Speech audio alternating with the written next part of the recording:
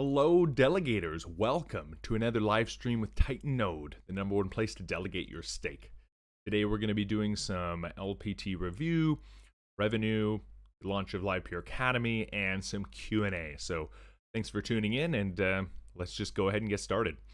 So the first thing I want to talk about in this week's live stream is just simply the revenue that Livepeer has been doing.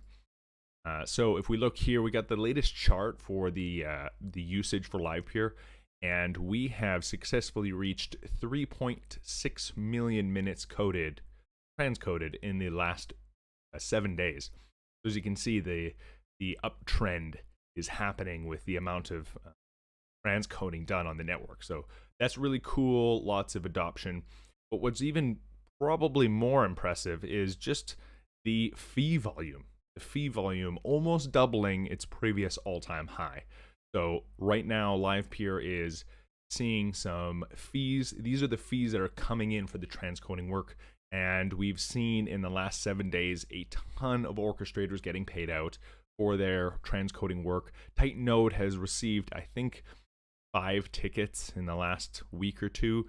3 of them actually landing in a single day. So that was like a $1,500 day for Titan Node and the orchestrator. So lots of fees being paid out, especially to new orchestrators that are coming on. So more work being delegated to the Livepeer network, more transcoding, and more adoption. So very, very cool.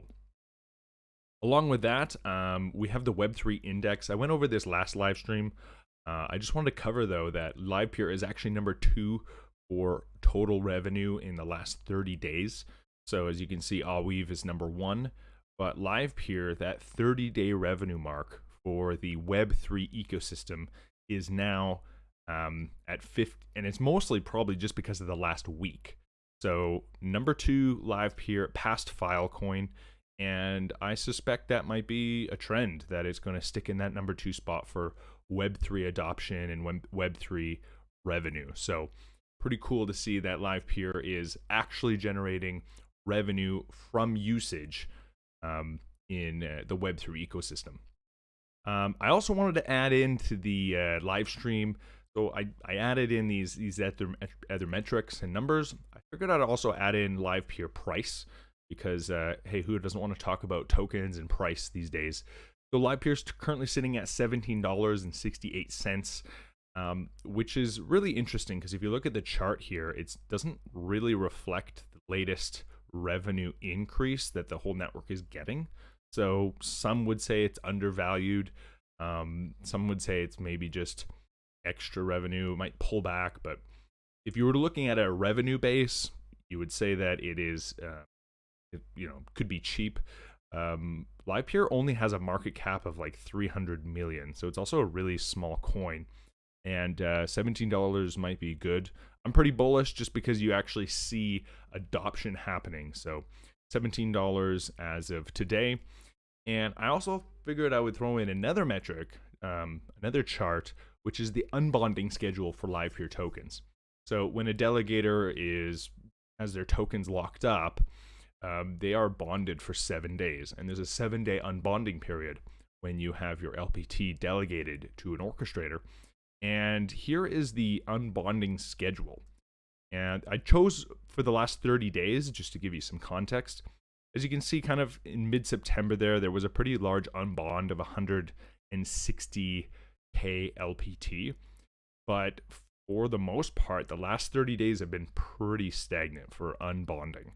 So lots of people deciding to keep their LPT staked, maybe adding to their position. You can see there on October 6th and 7th, 40K and 30K maybe unstaked.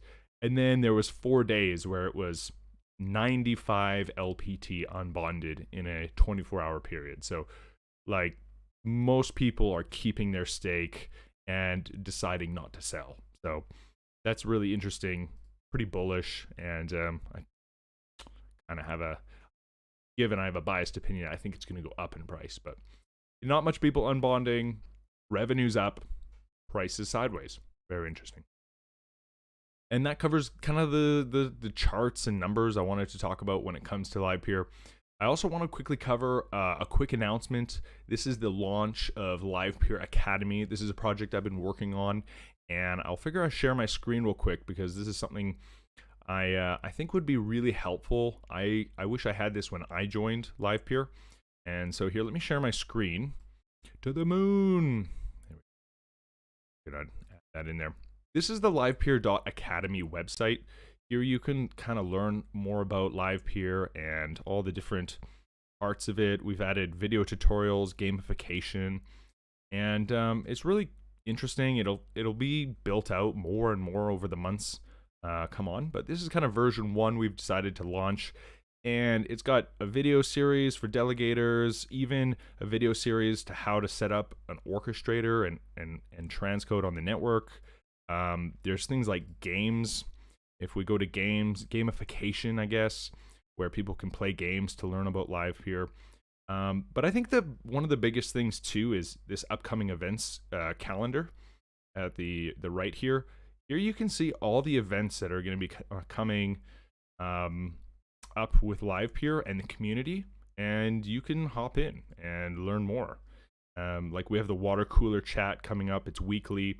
You can hop into Discord and join that, and also the quarterly Livepeer project update call gives you, in case you want to know more about Livepeer and what the actual dev team is working on, you can kind of go to this calendar and figure out where to find it and join in on the call. So yeah, just a great resource and worth checking out. So it's livepeer.academy. And that covers the big update I want to talk about. Let's hop into some Q&A. These are questions that I've pulled from Discord. I pulled from where else? Telegram, YouTube, just all over the place. So let's go ahead and hop into the first question. The first question is, do you have an estimation on the release date for the Confluence update? So for you, those of you who don't know, the Confluence update is the layer 2 update that Livepeer is going to be releasing, and that is going to fix a lot of gas problems. As you can imagine, most Web3 projects are having this problem with gas and really high fees on the Ethereum network. So the Confluence update doesn't have an official release date, but I do believe, or I've heard, that 80% of the resources being spent on Livepeer is on that layer 2 upgrade. So they're going to be releasing it and hopefully fix a lot of the gas fees related to these kind of projects. So look for that in the future. The next is from Discord. This is, so to get LPT rewards, do you have to claim each day or each round? I think he's referring to the delegators asking the orchestrators about the 30 out of 30 call list. The way it works, inflationary tokens are released every day. I guess it'd be every round, which is equivalent to about every day. It's about 23 hours. And if an orchestrator doesn't call the reward, the new LPT tokens are not minted. So it means you don't actually get the new tokens if they are not called. So yes, you do. The orchestrator needs to call them every day. So watch out for that when you're delegating. The next question is, how can I check the current inflation rate? So Livepeer doesn't have a max cap. It only has a small inflation rate, and it is constant. You can check out the inflation rate at Scout website. It's called scout.cool/livepeer/mainnet.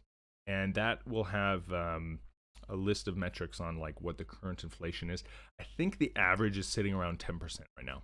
So every year, 10% new LPT is coming into circulation. The next question is, hi all. I wanted to unstake and withdraw my tokens from an orchestrator. However, I'm hit with gas fees in the thousands. Does anyone else have problems? Yeah, this is the whole point of the Confluence upgrade in the layer 2 solution. I would recommend, if you've got thousands in Ethereum fees, you probably are hitting it at a peak point for Livepeer, or I guess Ethereum fees, in which case you're just not even worth sending the transaction. I would wait a couple hours and see if those gas fees come down before you start submitting transactions to Stake. The next question is from Discord. Not sure if you guys saw the Twitch leak. Good for us Web3 enthusiasts. Yes, huge news.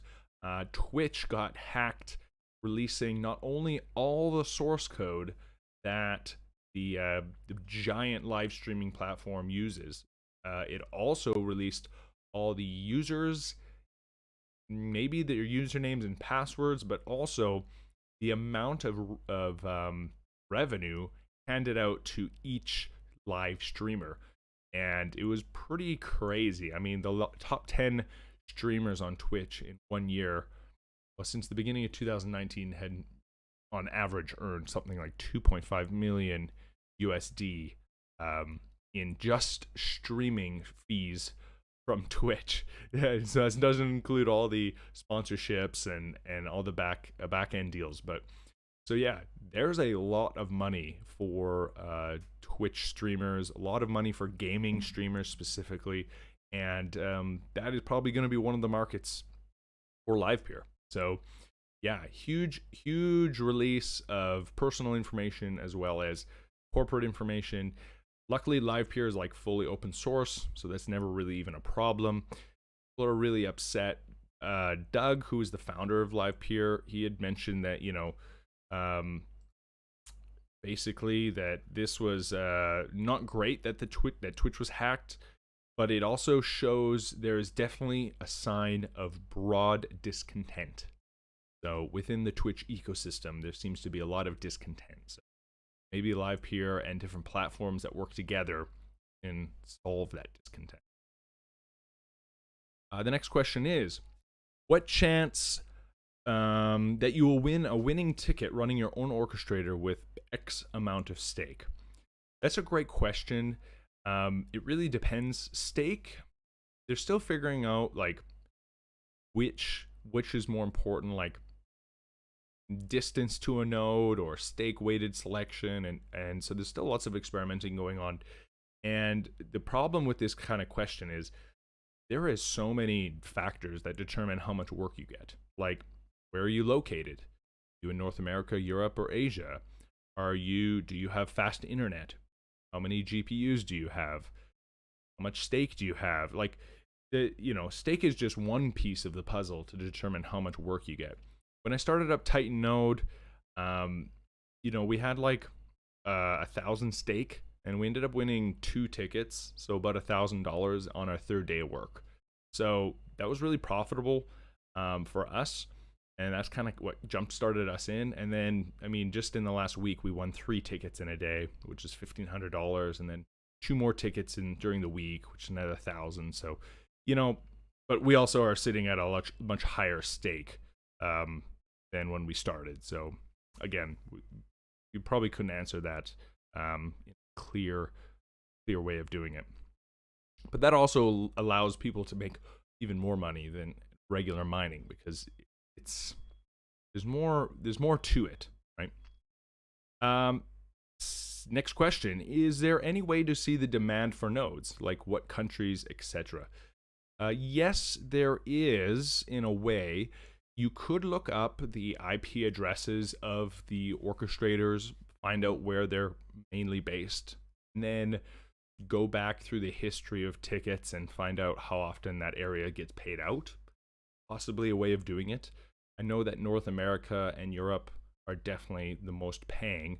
Asia right now doesn't have a lot of paying customers, I guess, but that's just because onboarding in those areas are maybe a bit slower. Again, adoption depends on a lot of things, right? So I think North America has the most work, followed by Europe. But I mean, in our North America node, we get a lot of work from Mexico, actually. So yeah, you could probably trace it back with some, because again, it's all open source. You could just look this stuff up. And we'll do our last question here, and it is there a way to specify which orchestrator uses a stream, or a stream uses? Yeah, so when a broadcaster sends out a a stream, they can set who they want to send it to, and or at least pick a number of parameters that they're interested in. The price per pixel, or their location, or how much stake they have. Broadcasters have a lot of tools on like what they want for the degree of service they want, right? So each broadcaster is different. Livepeer Inc. is currently the largest broadcaster because they ingest a whole bunch of Web2 companies that are using the Livepeer org protocol, and they do like a selection, algorithmically based selection based on like performance and stake, right? So broadcasters can select even specific ones if they want, but for the most part, they're best to use some sort of algorithm or some sort of way of determining what kind of service they want at what price, right? Because also, if you set the price too low, maybe you're getting transcoders who are not as reliable, right? Or, you know, if their stake is too small, maybe they're not taking it as seriously. But it just depends. So yes, in the open protocol system, broadcasters can choose who they send their work to. Cool. All right. Well, that covers all the Q&A questions that I kind of brought up in Discord there. If you like this video, make sure you hit the thumbs up. Make sure you subscribe for more updates. I'll be putting up more videos on, you know, on tutorials, on series, on how to like set up a broadcaster next. I think that's what I'm going to do. But otherwise, in the meantime, I'll probably do another live stream next week. Like, subscribe, and as always, if you want to really support Titan Node, you can head to titan-node.com/delegate and delegate your tokens with the Titan Node Orchestrator. You earn LPT and ETH for doing